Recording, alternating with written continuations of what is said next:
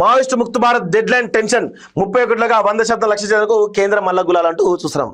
So Maoist ముక్త భారత్ని ముక్త భారత్ చేస్తామని చెప్పేసి ఎవరు అమిత్ షా ఈ యొక్క 31 ఇంకొక వారం మాత్రమే ఉన్నది, వారం 10 రోజులు మాత్రమే ఉన్నది. మరి ఈలోపు ముక్త భారత్ అవుతుందా? గణపతి ఎక్కడ దొరకట్లేదు, అసలు గణపతి మూలాలు ఎక్కడ కూడా కనీసం జాడ కనిపెట్టే ప్రయత్నం కూడా చేయట్లేదు. సో ఇంకా చాలామంది నక్సలైట్లు ఇంకా ఛత్తీస్గఢ్ అడవుల్లోనే ఉన్నారు, ఎంత పెద్ద కొమ్మింగ్ చేసినా దొరకట్లేదు. సో 100% మావోయిస్టు ముక్త భారత్ చేయడం అనేది కేంద్ర ప్రభుత్వం వల్ల కాదు అనేది చాలా స్పష్టంగా అర్థమైపోయింది. సో ఇక్కడ ఏమంటారు, మావోయిస్టు ముక్త భారత్ లక్ష్యాలకు ఇంకా కేవలం 8 రోజులే మిగిలి ఉండగా కేంద్ర హోంశాఖ వర్గాల్లో టెన్షన్ మొదలైంది. ఈ నెల 31 కల్లా దేశంలో సాయుధ మావోయిస్టులందరినీ లొంగ తీసుకోవడమో అంతమొందించడమో చేస్తామని కేంద్ర హోంశాఖ మంత్రి అమిత్ షా ప్రకటించిన విషయం తెలిసిందే. ఇప్పటి వరకు ఛత్తీస్గఢ్, తెలంగాణ, మహారాష్ట్ర, ఏఓబి, ఒడిశా, ఏపీ, మధ్యప్రదేశ్ రాష్ట్రాల్లో 90% పైగా లక్ష్యాన్ని సాధించినప్పటికీ కొందరు మావోయిస్టు నేతలు కొరకరాని కొయ్యలుగా మారారని, లొంగిపోయేందుకు ససేమిరా అంటున్నారని అంటూ రహస్యంగా తలదాచుకున్నారని హోంశాఖ భావిస్తుంది. ఇక మిగిలిన వారిని సైతం వచ్చే వారం రోజుల్లో అంతం చేయాలని భద్రతా బలగాలకు ఆదేశాలు జారీ చేసింది. ఇందుకోసం అన్ని రాష్ట్రాల్లో పోలీస్ కుమ్మిలు కొనసాగుతున్నాయి.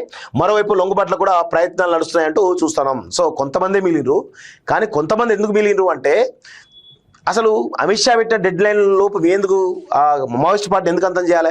బరాబర్ మేము 31 తర్వాత కూడా ఉండి మా సత్తా ఏంటో చూపిస్తామని చెప్పేసి కూడా మావోయిస్ట్ పార్టీ చాలా స్పష్టంగా తెలుస్తోంది. ఎన్కౌంటర్ మరణాలు, లొంగుబాట్ల తర్వాత ప్రస్తుతం ఛత్తీస్గఢ్లో 60 నుంచి 70 మంది, జార్ఖండ్, బీహార్లో సుమారు 100 మంది, ఒడిశాలో 14 మంది, మహారాష్ట్రలో 6, తెలంగాణలో 5 మావోయిస్టులు మాత్రమే మిగిలారని హోంశాఖ లెక్కలు తెలిసింది. సో ఇవి కేవలం లెక్కలు మాత్రమే. అసలు ఇంకా చాలా పెద్ద నెట్వర్క్, భారతదేశ ప్రభుత్వానికి ఎంత పెద్ద నెట్వర్క్ ఉందో మావోయిస్టు పార్టీ కూడా అంతే పెద్ద నెట్వర్క్ ఉన్న విషయం గమనించాలి. మీరు ఇవన్నీ లెక్కలన్నీ కూడా పైకి మాత్రమే, ఎందుకంటే ఇవన్నిటి కూడా రేపు మాపో ఈ ఛత్తీస్గఢ్లో 56 మంది లొంగిపోతారు, లేకపోతే అందులో 100 మంది లొంగిపోతారు అని చెప్పేసి మొత్తం మావోయిస్ట్ పార్టీ అంతమంది చెప్తారు. కానీ మావోయిస్ట్ పార్టీ అంత ఈజీగా అంతమంది అంటే కనబడతలేదు. బస్తాలో స్పెషల్ జోనల్ కమిటీ సభ్యుడు పాపారావు తన చిన్న బృందంతో ఇంద్రావతి ప్రాంతంలో సంచరిస్తుండగా పొలిట్ బ్యూరో సభ్యుడు గణపతి అలియాస్ ముప్ప లక్ష్మణరావు బయట ఏదో ఒక నగరంలోనో చిన్న పట్టణంలో తలదాచుకున్నారని భావిస్తుంది. ఇక జార్ఖండ్, బీహార్లో మరో పొలిట్ బ్యూరో సభ్యుడు మిసిర్ బెహ్రా అలియాస్ సాగర్ సహా రాష్ట్ర, జిల్లా, ఏరియా స్థాయి నేతలు పలువురు ఇంకా యాక్టివ్గా ఉన్నారని అభిప్రాయపడుతుంది. పార్టీలోనే ఉన్న 7 తెలంగాణ వాసులు రాష్ట్రంలో లేరని తెలంగాణ డీజీపీ ఇటీవల ప్రకటించారు. వాళ్ళు కూడా జార్ఖండ్లోనో బయట డెన్ కీపర్లుగానో ఉండొచ్చని కేంద్రం భావిస్తుందంటూ చూస్తాం. ముమ్మరంగా కూంబింగ్లు అంటూ చూస్తా ఉన్నాం. సో ఇక మావోయిస్టు పార్టీని అంతమందిస్తారా లేదా చూద్దాం. 31 వరకు తర్వాత మనం మాట్లాడదాము. మరి మావోయిస్టుల పంతం నెగ్గుద్దా, అమిత్ షా పంతం నెగ్గుద్దా చూద్దాం. మావోయిస్టు ముక్త భారత్ చేస్తా అని చెప్పేసి అమిత్ షా మంకు పట్టుకున్నాడు.